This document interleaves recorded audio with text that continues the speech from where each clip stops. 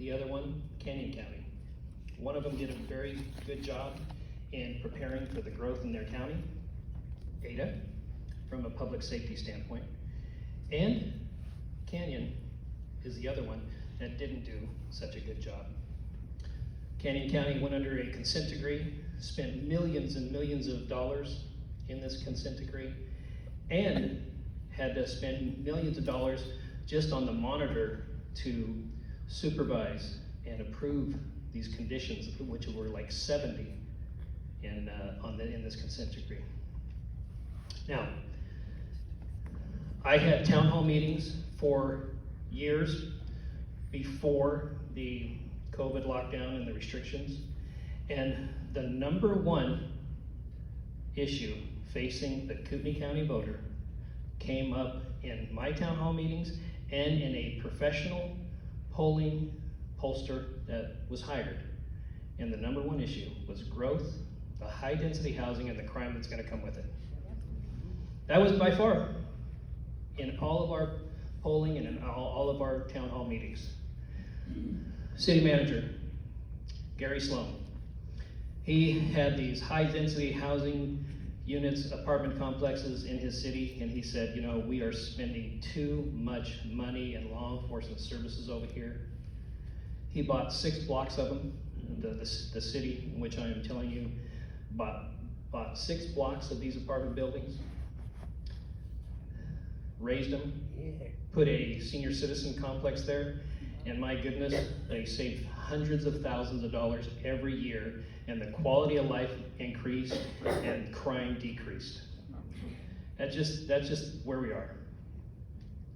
Now, I was excited to see the strategic plan for Kootenai County on public safety when I came into office. And I was excited to see the strategic plan for the build out of our jail, because we will have the need for more beds pretty quickly. We have no such strategic plan. There is no plan for public safety to address this growth here in Kootenai County. I will be going to the commissioners asking for a public safety strategic plan on how to address this growth. So I'm going to be very blunt. What I need and what this community needs is leaders to step up to the plate and resolve some of these issues that are causing us these infrastructure stresses in every infrastructure sector here in Kootenai County. Every single one of them. From schools to jail beds to traffic, every single one. It reminds me of a friend of mine who, let's just say, a man of mature girth. And he went and he tried this diet, and he tried this diet, and he tried this grapefruit diet, and then he went over here to do this. He goes, hey, I can eat whatever I want just as long as I eat grapefruit before, and I'm good to go. Yeah, you still weigh 400 pounds.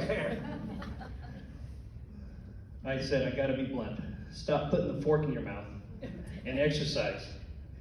We need to give the tools to our city and county governments to be able to pass these infrastructure fees on to people who are moving here. In these redevelopments, and I'm not talking about the 4-plex or the 8-plex that a couple wants to supplement their retirement income on.